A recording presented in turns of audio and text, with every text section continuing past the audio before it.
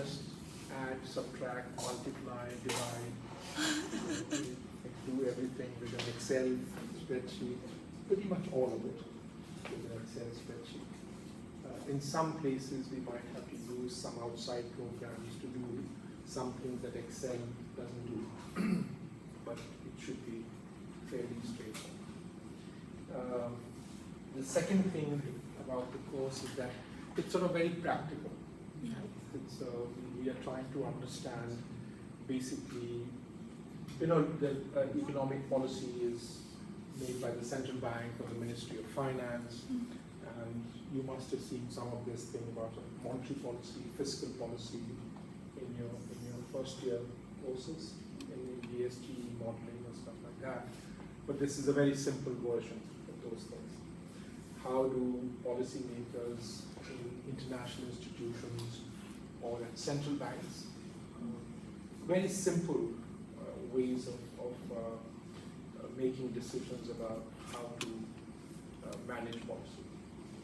Now, I will follow the framework that's used in the International Monetary Fund, which is an international organization based in Washington, D.C. But that framework is used by other organizations also. It is also used by some central banks and ministries of finance to, first of all, understand the economy. It's a very, very simple framework. And once you have an understanding of the economy and the interlinkages between the different parts of the economy, right, then we will look at some tools to ask the question, when does policy need to support the economy? Because the purpose of economic policy is to, as you might have seen in your earlier courses, is to stabilize the economy. We know that the economy does not grow steadily over time, that there are business cycles. Sometimes the economy is producing a lot, above its potential, it's overheating.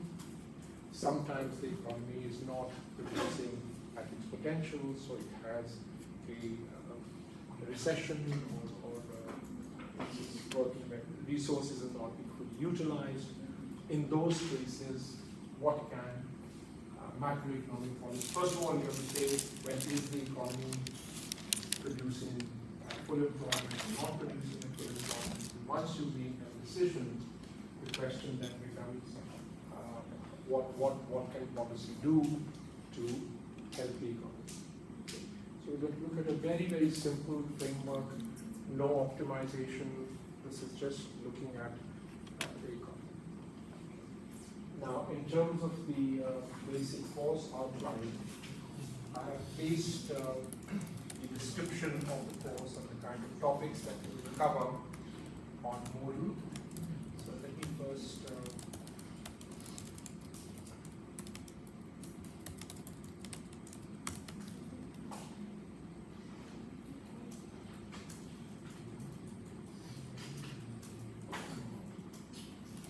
my name is Sanjay. You can call me thanks Sanjay, hi Sanjay, Sanjay it will work. If you want to, you can call me whatever you want. That's my email address if you want to send something to me.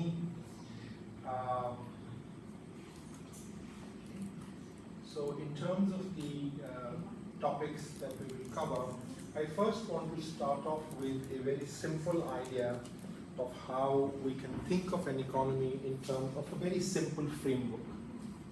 A simple framework in which we can get an idea of what is happening in the economy, and we can divide the economy in many, many ways, right? I mean, you've seen models in which the economy is representative,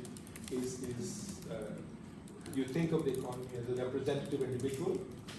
That representative individual represents the whole economy, and you multiply by n, you get the economy.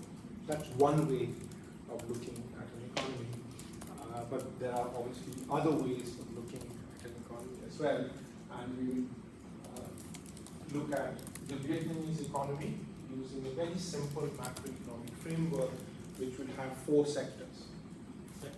We'll have a real sector where we will talk about output and inflation.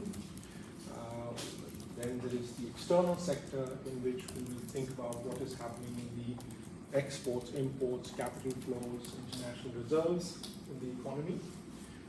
Then, of course, we will talk about the budget and the fiscal sector, where we will ask the question, what is happening in terms of revenues, expenditures in the economy, budget deficits, and so on and so forth.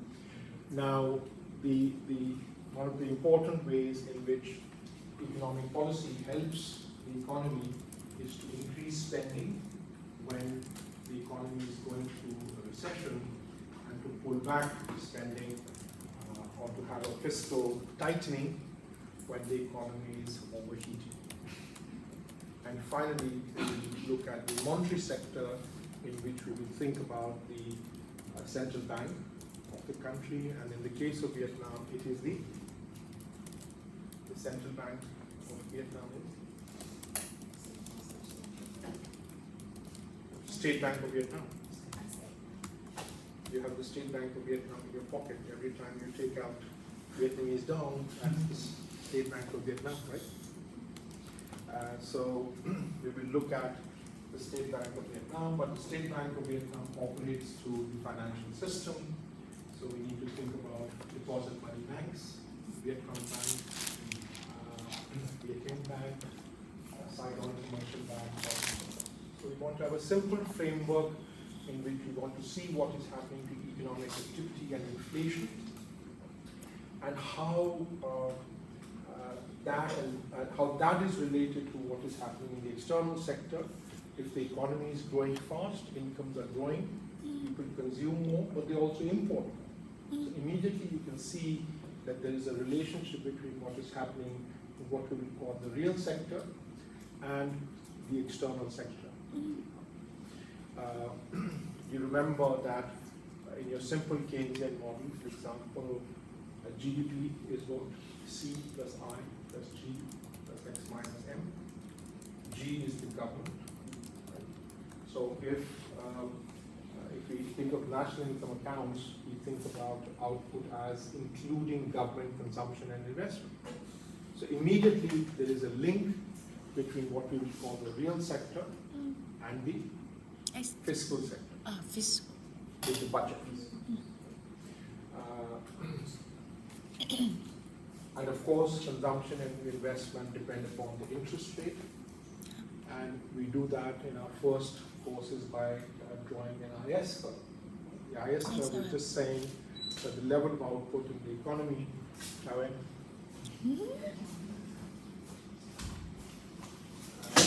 the level of output in the economy is related to the interest rate. Right? So, but the interest rate in the economy, the deposit rate and the lending rate is dependent on, is affected by the policy rate of the central bank. Right? Yep. So immediately there is a link between the real sector, consumption and investment, and the interest rate, and the interest rate then links you to the central bank of the country or the financial system of the country. So we will explore those linkages. We will also, as part of that, try to find out where all the data for all of this is coming from. So we'll look at the concepts, the framework, but we also want to have a feel for what these numbers are.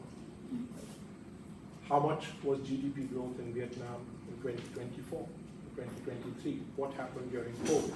So we want to get an understanding using this macroeconomic framework for what actually has been happening in Vietnam and what is happening in Vietnam.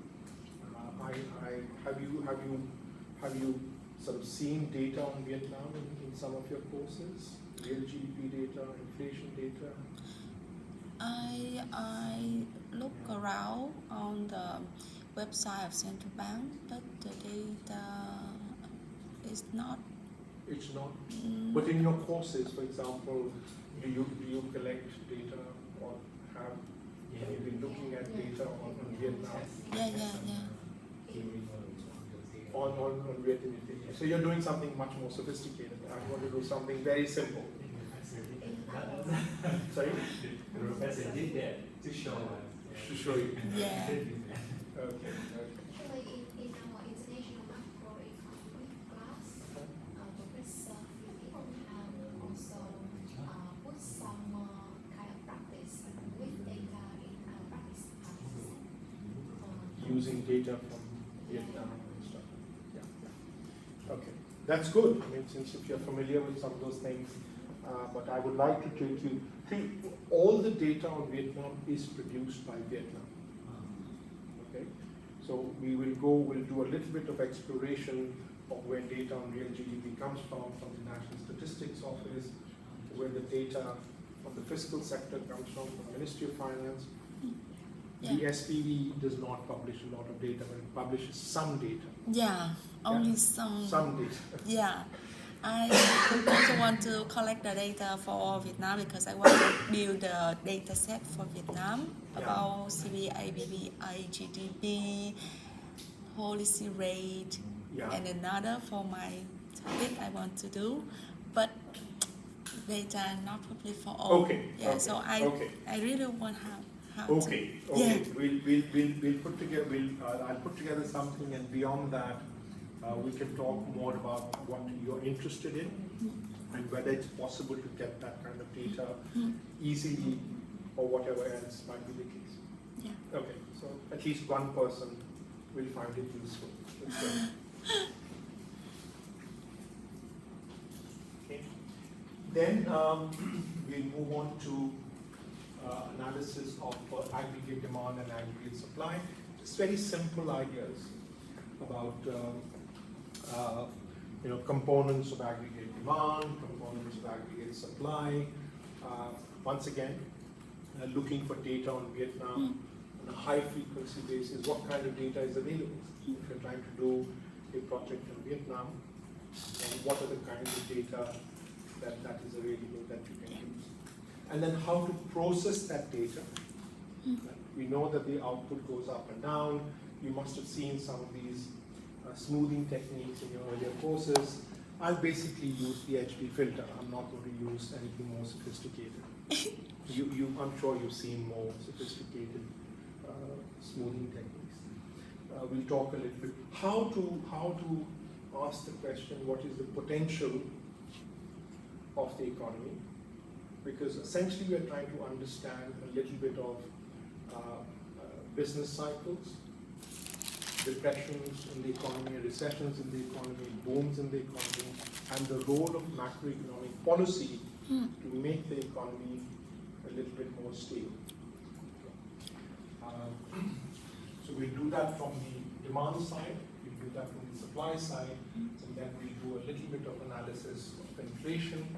Once again, we're looking for data on Vietnam, as much as we can find, break it down, put it together, and ask some questions about how to process data on inflation in Vietnam. Yeah. And once you have the data, you can do your more sophisticated things after that. Okay? And then, obviously, we'll talk about monetary and fiscal policy, if there is time, because I put these things in the course, but last time when I taught the course, I ran out of time. I keep running out of time. So if there is some more time, at most I might be able to cover one more topic on fiscal and external sustainability. I doubt very much I'll be able to get to these things. But let's see. Yeah. Okay, so that's roughly the roadmap in terms of where we want to go and where we want to be. In terms of what you need to do towards the end of the course to make the university happy, I'm always happy. You don't have to make me happy, because I'm going to make the university happy. So I'm suggesting that I don't know whether this is still allowed, because the last time I remember you could give some weight to people participating in the class. And participation for me in the class is, do you understand it? Yes, I understand it. I don't understand it, but I don't care if I understand it or I don't understand it. So that is participation. And when you say I don't care, then I have to ask you, why don't you care? I don't understand it, then I have to answer your question as to why you don't understand. If you understand, then I ask you another question to find out whether you understood, and that is just participation.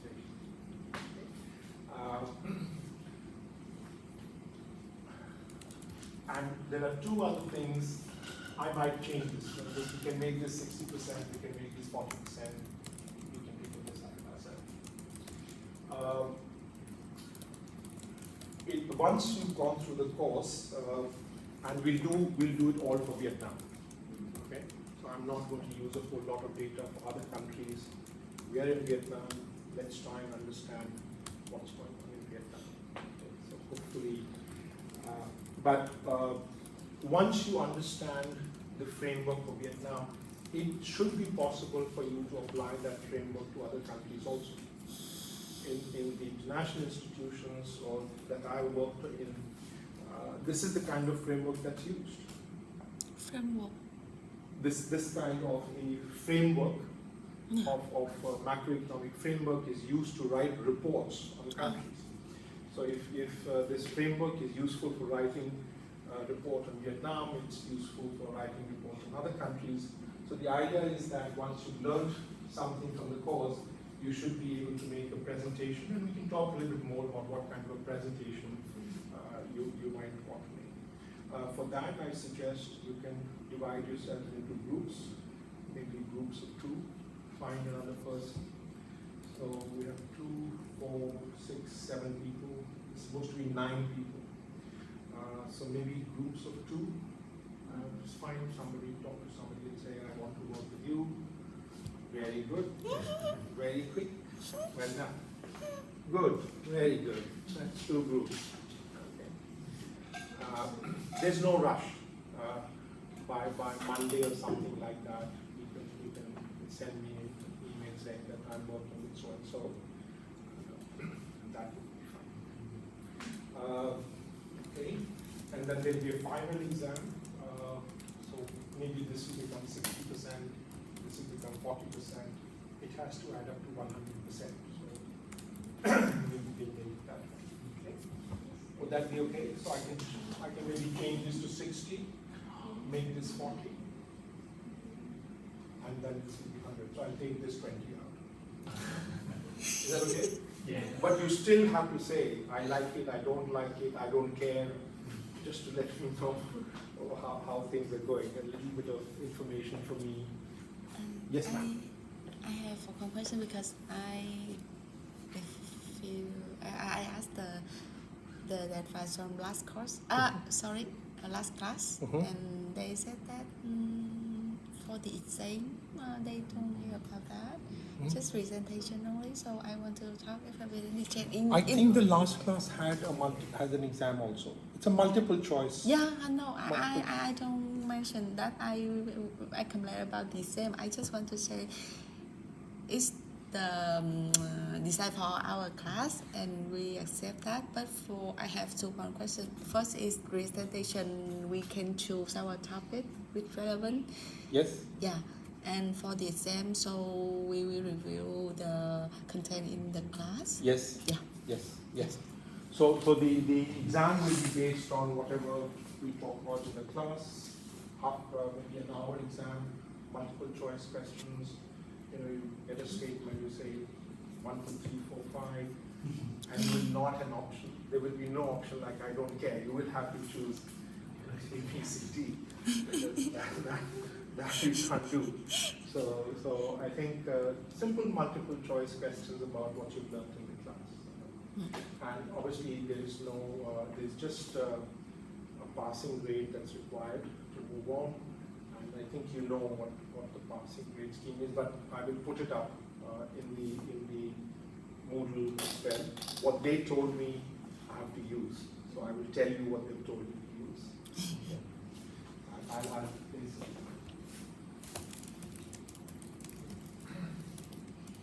I will give you, I've placed all the lecture slides in Moodle already. I think this lecture 1, lecture 5, 6.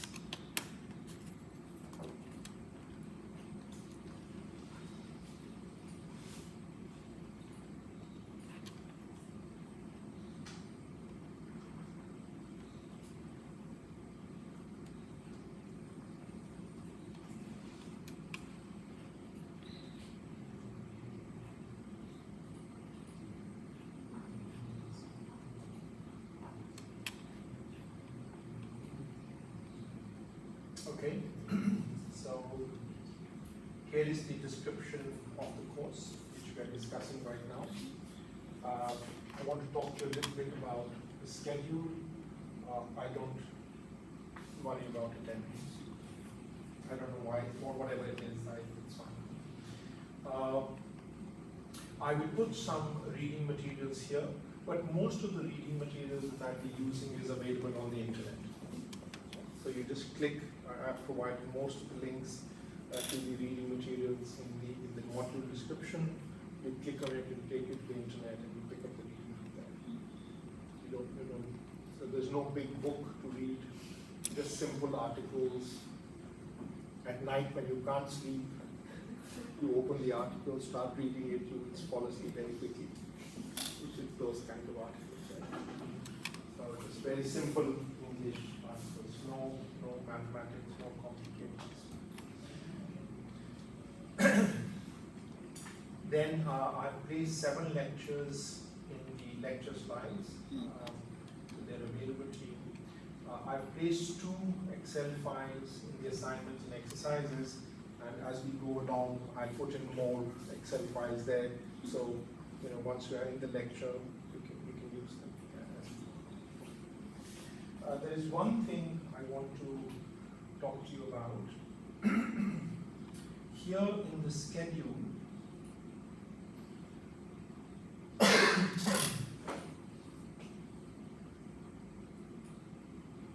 let me open the schedule here first.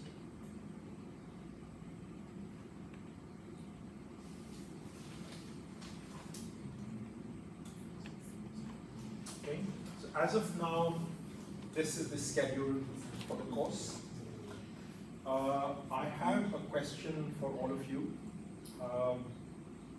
When I put together this thing, I did not know that there were German classes here for the undergraduates. And I thought I can't put a class here. But can I suggest something to you? So that's today. Yeah. That's next week. We have a class in the morning, but we don't have a class in the afternoon. Can I move the class to the afternoon here? Yes. Yeah. Good man. Well done. Okay. So I can do that. And then,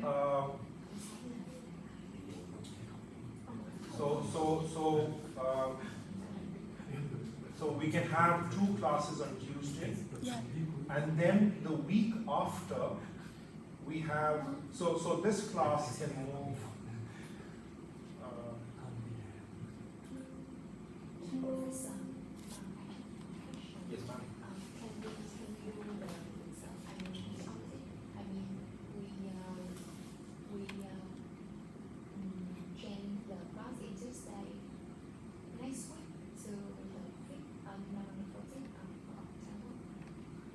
October. So you want to move this to where? From this to Thầy đang move lên mà. cái này nó muốn xuống To Xuống where? làm gì em? thì mình còn được đây là 9/10. Thì ngày đó mình lỡ học buổi sáng mà full day luôn rồi, ngày 9 mình học. Nếu mà thầy không bận gì mà thầy chuyển xuống được thì chuyển xuống thì nó sẽ lợi hơn cho mình. Because we have Move it from where to where? from the 7th To to the 14th. 7th to the, Xa quá, tại vì tuần đó học có 1 ngày. Vậy là tuần đó em tính drop luôn. Can we do that? Because we from, have from that class move it here, so there's no class that week? yeah, because we have exam on the Thursday of this week. I think we can vote because I like the first suggestion of yours. I like your suggestion. Yes. You have another suggestion? So you like, so you only you have an exam, nobody else has an exam, or everybody else has an exam? Everybody. We don't have the exam, but I like Tuesday next week. Yeah, I like next week. You want the class next week?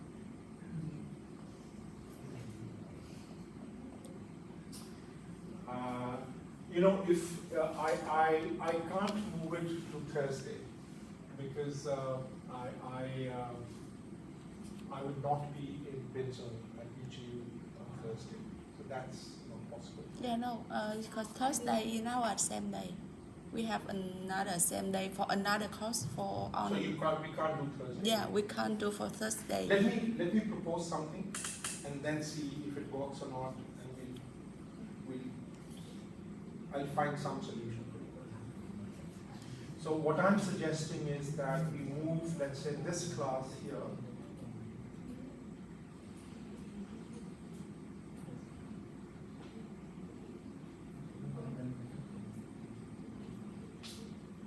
To here, Yeah. okay? And then, sorry. So let's do this. Let's move this class here. Hmm.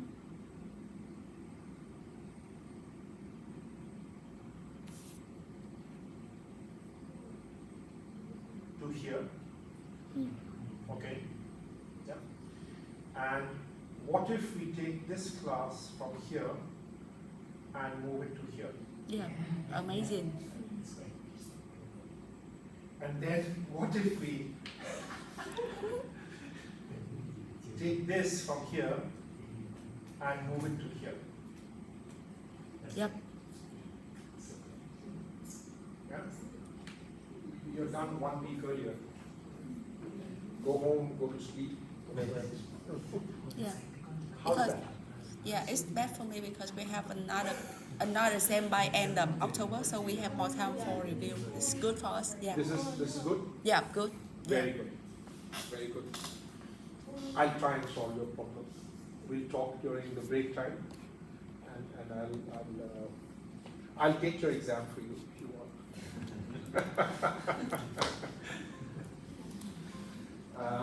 Because this way we are finished by Friday, and you have 2 days after we finish all the lectures to work on your presentations. Yeah. There's plenty of time here also to work on presentations, and then if that works, I might be able to go home and my wife will be very happy.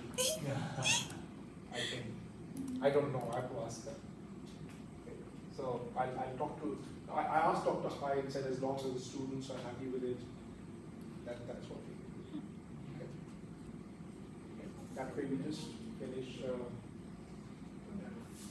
mean, that's fine. I mean, I'll be teaching Monday, Tuesday, and Wednesday, or Monday, Tuesday, and Wednesday, but that's okay. So we'll have the on Friday, Thursday, We No. This is just for. Actually, we can take this from the afternoon, make it the morning, or if you want the afternoon, that's fine. Right. If you want to move this from here to the morning, that's also possible. If you want to leave it in the afternoon, that's fine. What do you prefer? làm thuyết trình đó, mọi người nghĩ sao? Bữa đó thuyết trình. What I'm saying is that Không, cái đó là bữa tuần sau nữa. Mình thi là mình thi ngày 9 mà. không cái môn này em đang hỏi là what I'm saying À, is this. exam đến hả? Exam không có. Exam là qua tới đâu? Ý là trong cái lịch của. Sorry, wait. Because we have also examination. For, for this We did not have in the schedule. We don't have for examination for this. the examination, I think, will take place after. Yeah. So Because the examination is not here. You just make the cái presentation. lịch của cái môn này exam We khác. make the presentations here and then we'll all go for lunch. Ý là cái môn này thầy kêu là phải có examination nữa. Ác kìa. So we do the presentations in the morning and then we all go for lunch. yes. Yeah? Okay. The only problem for you is the exam on Thursday. Yeah, but also I'm busy on the Friday morning. That be good. On this Friday morning. That's okay. We can go have lunch and then make the presentations. Or we can make the presentation and go for lunch. I can move this to the afternoon. Yeah, that's fine.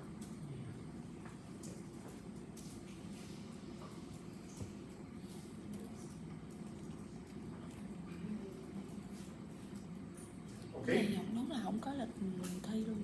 Mà mail Okay, không very good, very good. Now, so I will upload the revised schedule onto Moodle. I don't know whether it already saves it. mail hả? Mail là ngày 17 hả? But I don't know Oh. whether the schedule wants to.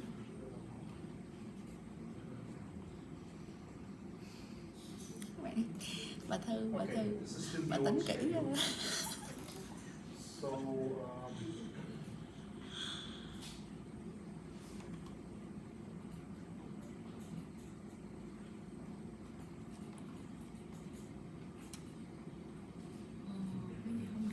so the old schedule is gone, and let me see if I have the new schedule set up here.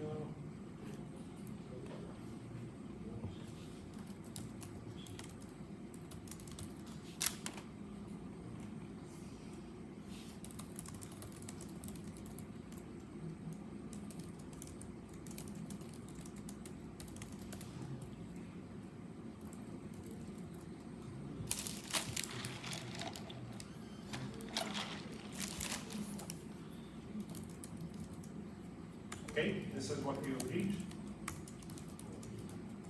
Looks okay to everybody. Okay, I'll upload this during the break, so basically this will be from 2nd October to 17th of October.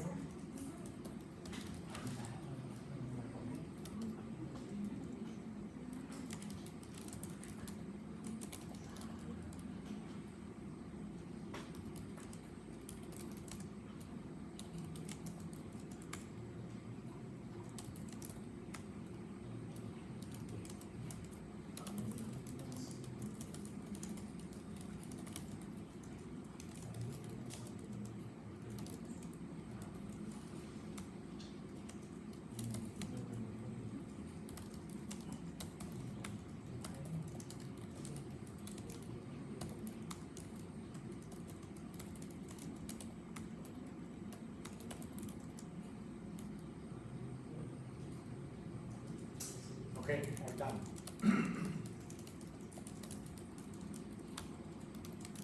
So this is the new schedule that we, this looks fine.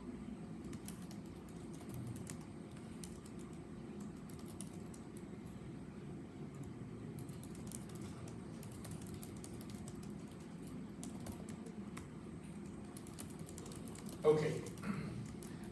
One small request.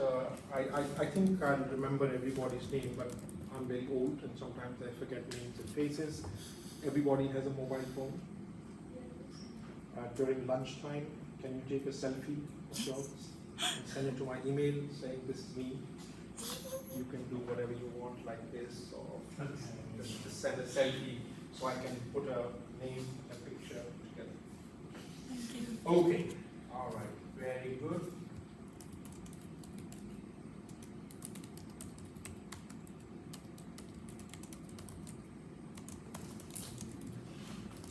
Okay, so let's start. And so the basic outline for this lecture is that we're going to look at the reports produced by some international institutions. I used to work at two of them, at the International Monetary Fund, which is an international institution based in Washington, D.C. Vietnam is a member of the International Monetary Fund. The IMF has 190 member countries. The US is a member of the International Monetary Fund. Palau, small islands in the Pacific are members, so it has 190 member countries. Every year, the International Monetary Fund and AMRO is another international organization in Singapore.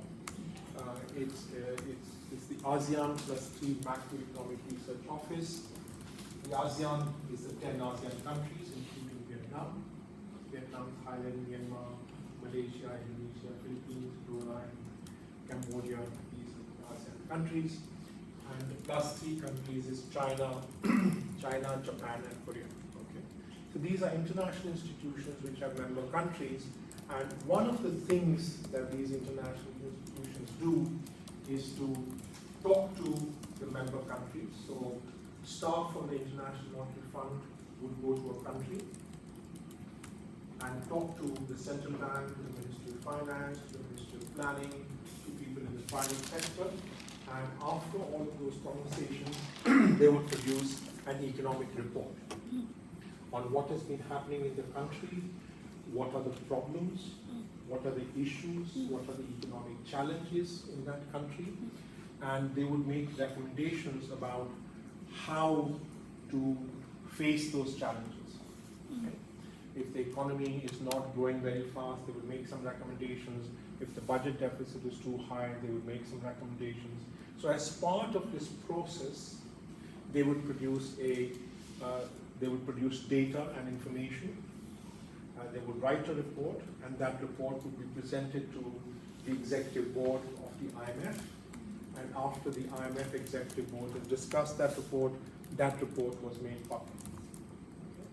So these reports were quite useful, I think, to the member countries, because they got an opinion from an international institution of how the economy was doing. Okay. An independent outside evaluation of how the economy was doing, and looking from outside how the country might be doing compared to other countries. Is Vietnam doing well compared to Thailand, compared to the US, so on and so forth. And also, and Vietnam in particular is a country that operates in an international environment. It's a very open economy, lot of imports, lots of exports. There is money coming into Vietnam. There are foreign institutions, foreign companies that are investing in Vietnam. So there is a lot of capital flows into Vietnam. So it's a very open economy, and what happens in the world economy affects Vietnam quite a bit. Okay. So exports, to imports, to capital flows, and in terms of so it was generally a useful report that was produced by the international institutions. So I will start with looking at one of these reports from the International Monetary Fund.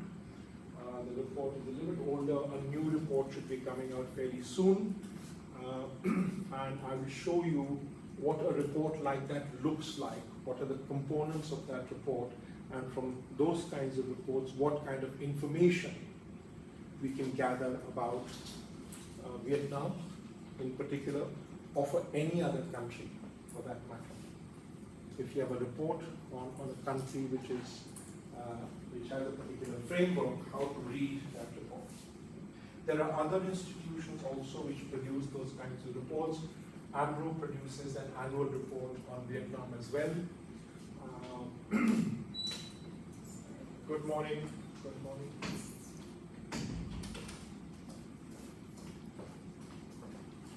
You can sit here. That's good too.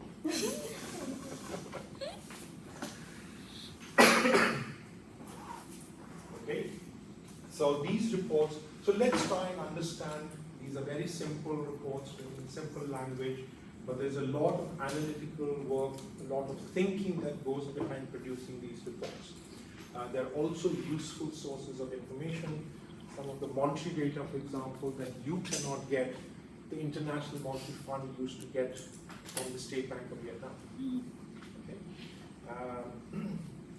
Because member countries have made the promise to the International Monetary Fund that for purposes of analyzing the economy or for surveillance of the economy, they will provide that data.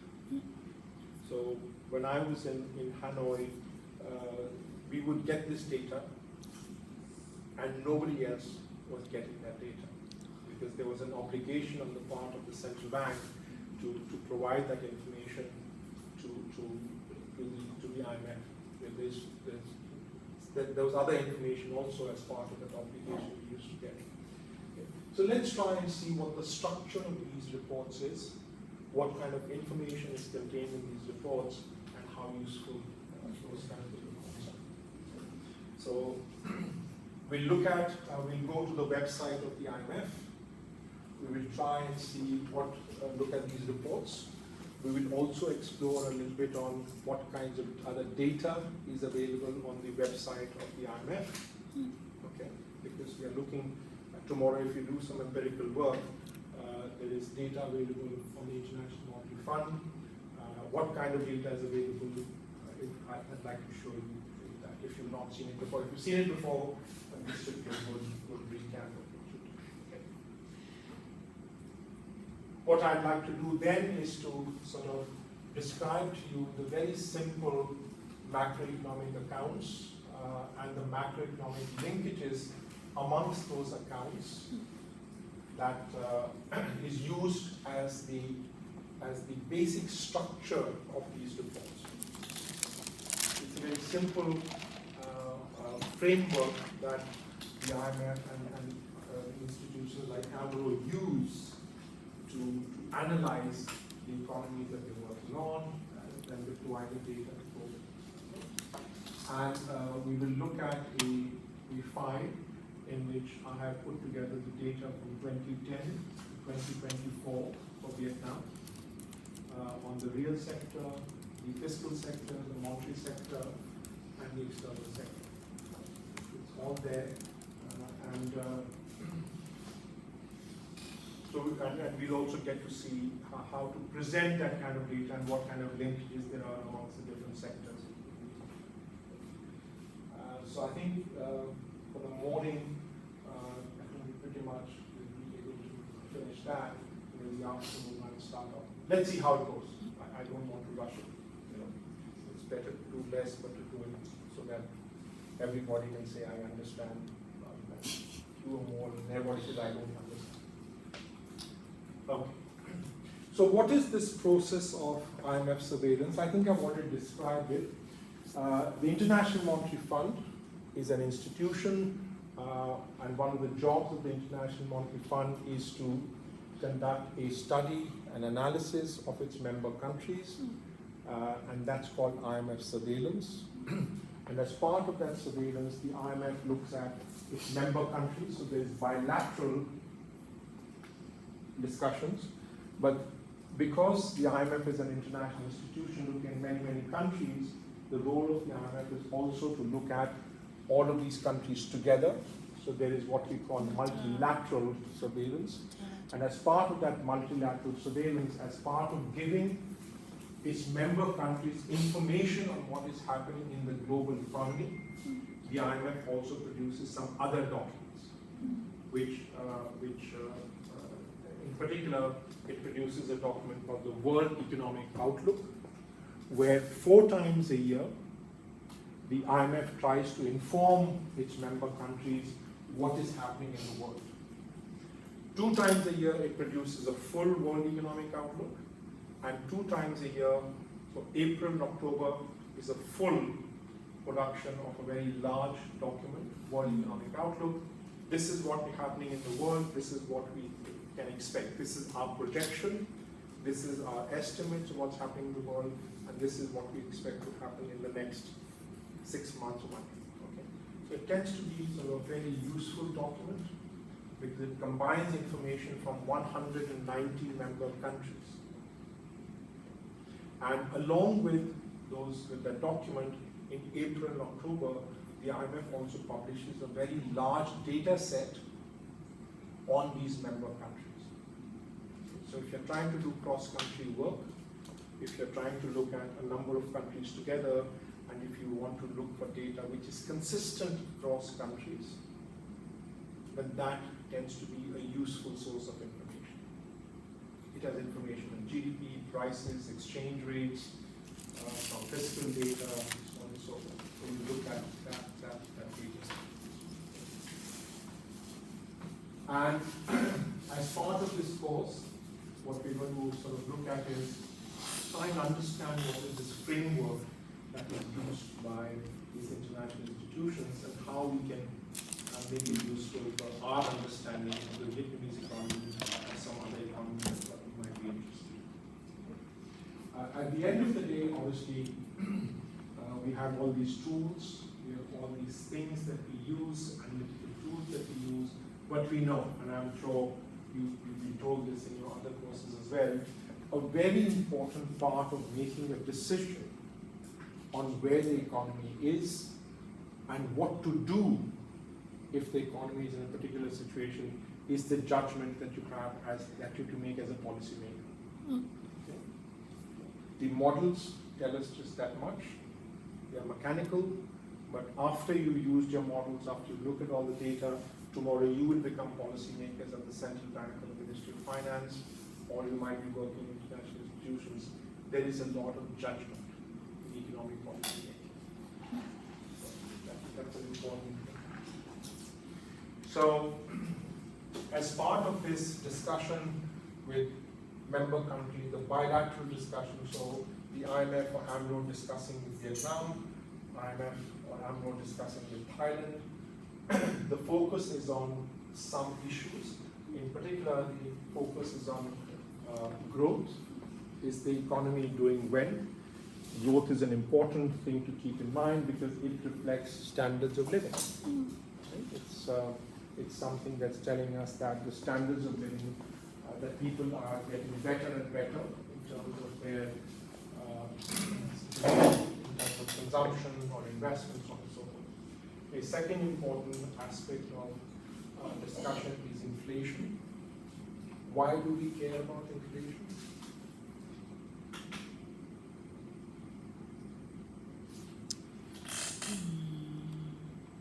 Why should we care? If inflation is 20%, is it a problem?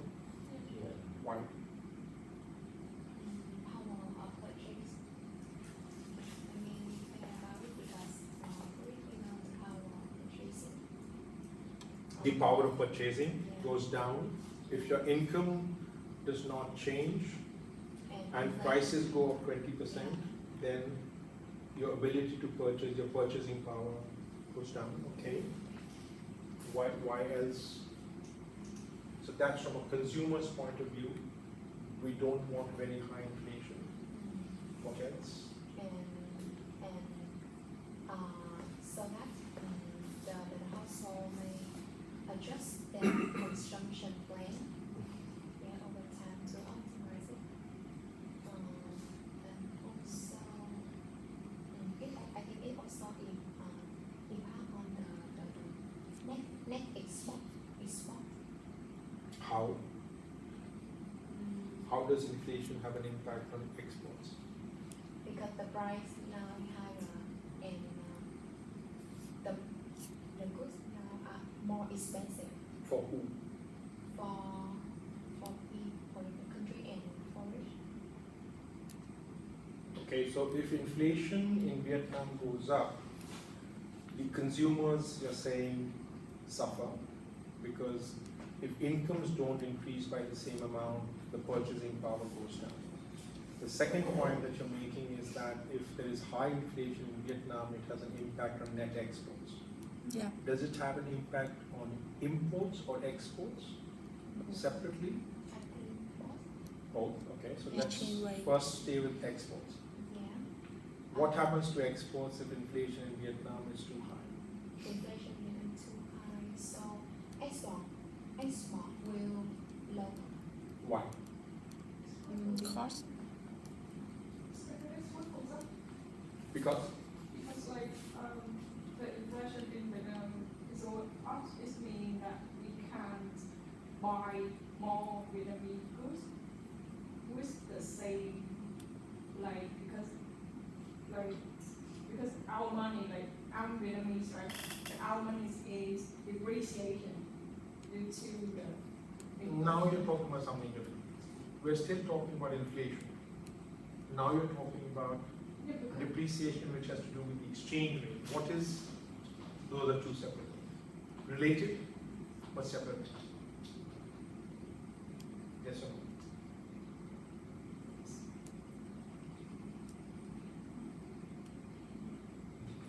it's related to each It's other. related to each other. But let's first stay with inflation. We'll come to the exchange rate in a second. If inflation in Vietnam goes up, the statement is that it has an impact on net exports.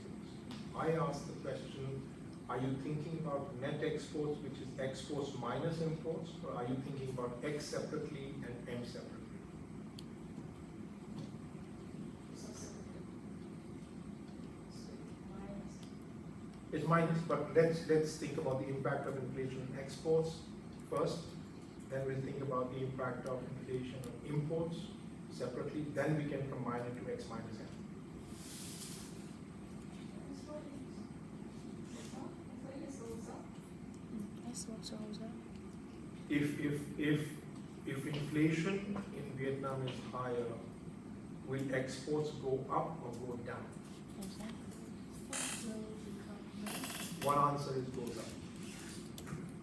Why?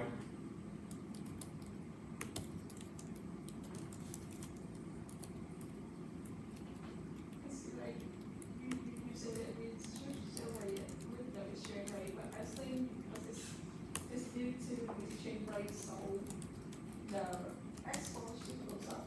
Okay, one answer is that if inflation in Vietnam is high, exports will go up. Let's figure this out.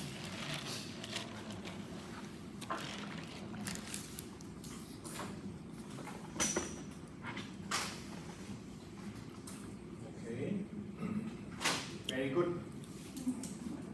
Okay, so here we have a situation where we are saying that inflation in Vietnam goes up.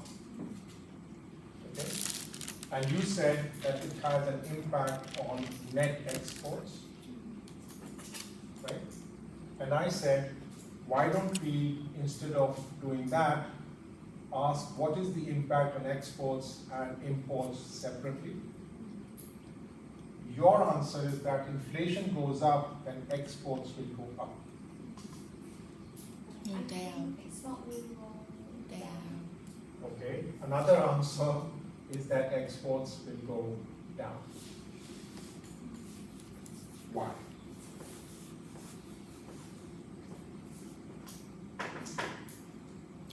Why do they seem to go up here and why do they seem to go down there? Why are we getting two different answers for the same thing? Are both answers correct? Is one answer correct? It's just the basic, basically that if the price of our product goes up, then we Yeah. lose price competitive. Yeah. Okay. Yeah, Compared to all the Okay. prices. yeah, because inflation. Now we're getting something. Yeah, inflation make the cost Okay. higher. So what we're saying is that if inflation goes up, Mm. then Vietnam's competitiveness Go down. goes down. Mm. If competitiveness goes down, then exports will go. Go down. That's the logic. Mm. Do you still have another answer to that question? Or are you okay with this, Okay. with this answer? But can you talk more about the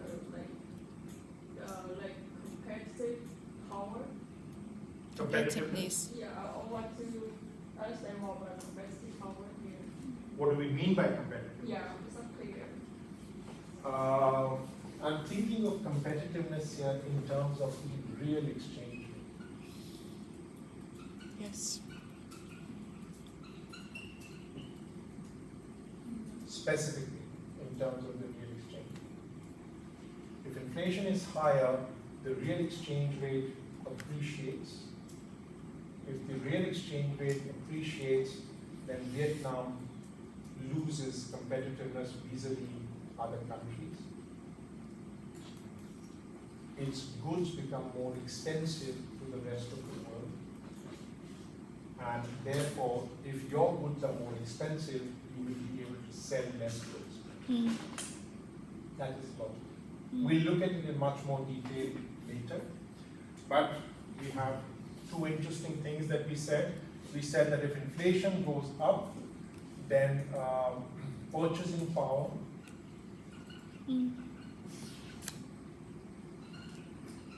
of consumers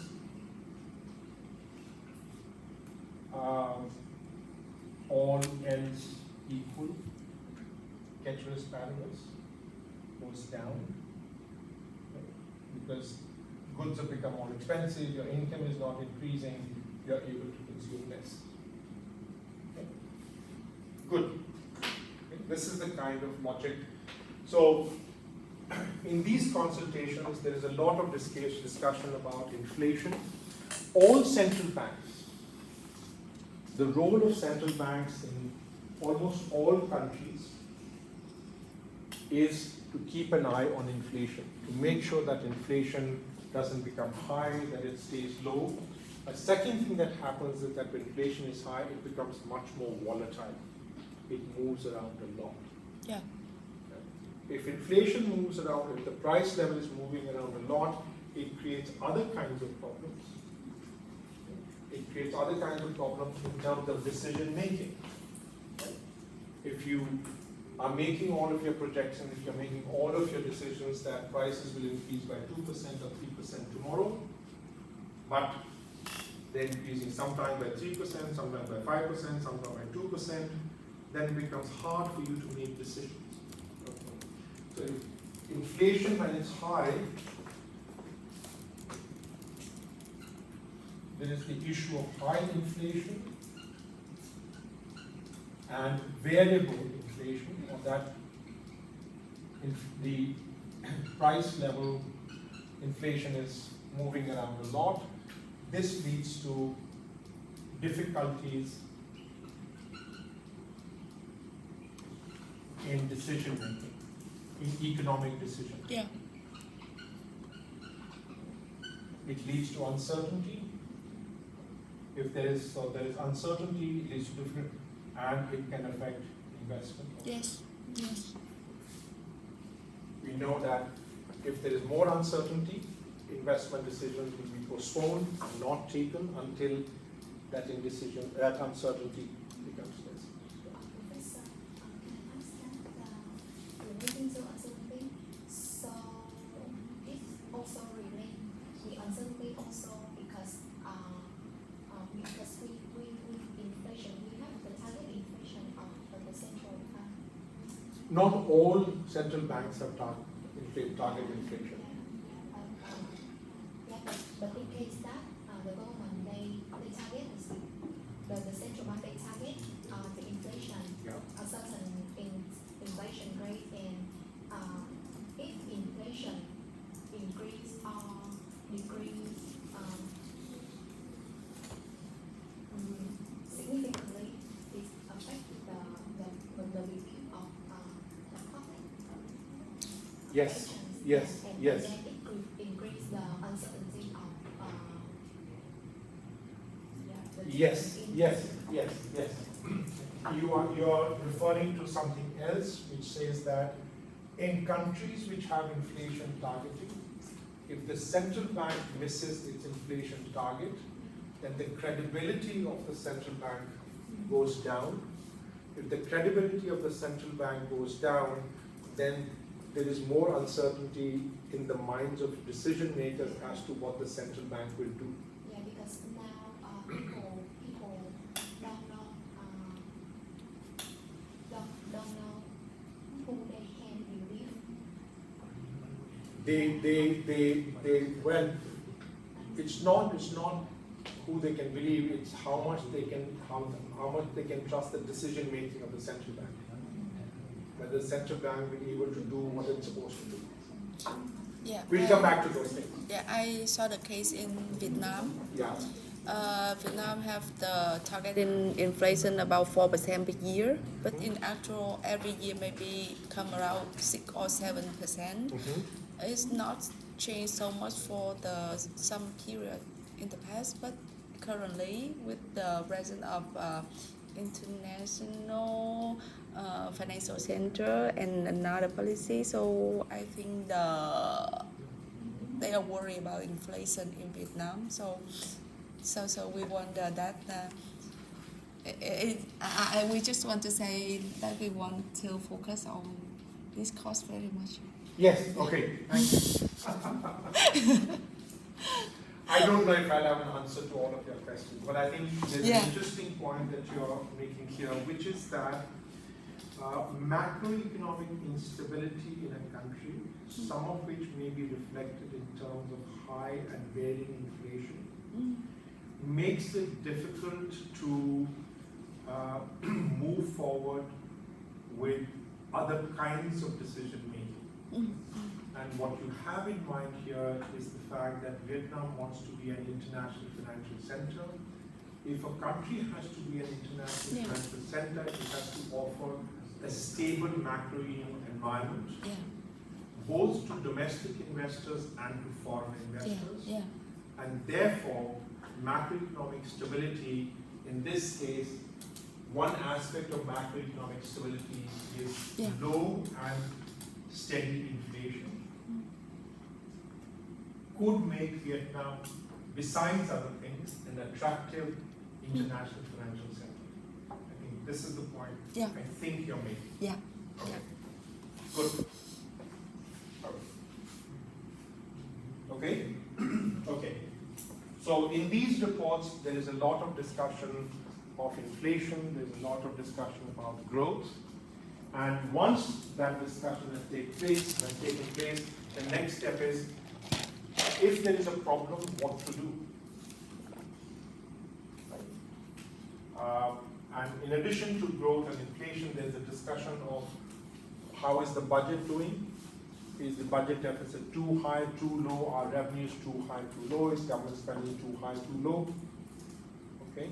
And related to that, there is a question of, is the level of public debt, the borrowing of the Ministry of Finance and the government, is that too high, too low? Okay. So there is discussion of what is happening in the fiscal sector, what is happening in the budget. There is also a discussion of if these are the economic outcomes, is the central bank's interest rate too high, too low? Is monetary policy too loose, too easy? And if the economy has to be held, does fiscal policy need to be tightened or fiscal policy needs to be loosened? If fiscal policy needs to be loosened, do you have the room or the ability to loosen fiscal policy? If you need to support the economy in terms of monetary policy, lowering interest rates, or so on and so forth, do you have room? Do you have the ability to do all those things? Okay. And that then brings you first into asking the question, is monetary policy or fiscal policy too tight or too loose? If it's too tight, should it be eased up? If fiscal policy is too tight, should it be eased up? If it needs to be eased up, do you have the room to ease? Okay. So these are the kinds of questions that get discussed in these reports. One of the other important discussions relates to the current account or the external sector of the economy. Because the current account of Vietnam is important not just for Vietnam, but it is also important for the rest of the world. The current account of China is not just important for China, it is important for the rest of the world. The current account of the United States is not just important for just the United States, it's important for the rest of the world. So when you're looking at countries in an international context, what happens in one country affects not just that country, but it affects other countries too. Because the current account deficit of the US is the current account surplus of somebody else. Right? If the US is importing more than it's exporting, then some other country must be exporting more than it's importing.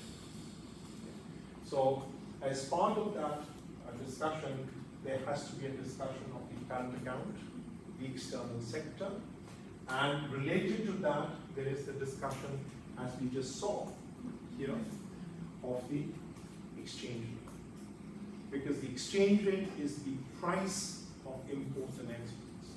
The exchange rate is also the relative price of money of the two currencies. So it's a very important price as far as international transactions are concerned. Yeah. So there has to be a discussion of this very important price risk. In addition to that, these reports cover the stability of the financial system, because a stable financial system is required in an economy to support growth. Okay? If you have a banking system that is not able to provide financing to you to make your consumption decisions, or to you if you want to invest, then there is a problem. If the bank that you have your money in tomorrow fails and does not give you your deposit back, you have a problem. Right? So the health of the financial system is important for purposes of growth and stability. Yeah. Right? It also is important for the continued operation of the economy in a smooth sort of way. And there is a discussion in these reports of what are called structural reforms. If you have an economy where there are a lot of regulations that don't allow you to invest, a lot of regulations that don't allow you to conduct economic activity, there will be a problem. You will have less growth. Okay? So in that sense, some of those regulations or some of the structures of the economy which make it difficult to make economic decisions or to conduct economic activity are things that should be changed. Okay? So those are the kinds of things that there is a discussion on as well in these. Okay? I usually like to take a break of about 10 to 15 minutes in the middle of a 3-hour lecture. How about you? Can we take a break of about 10 to 15 minutes, and you don't have to listen to the 15 minutes and come back and listen to me after 15 minutes? 15 minutes. Thank you. Thank you.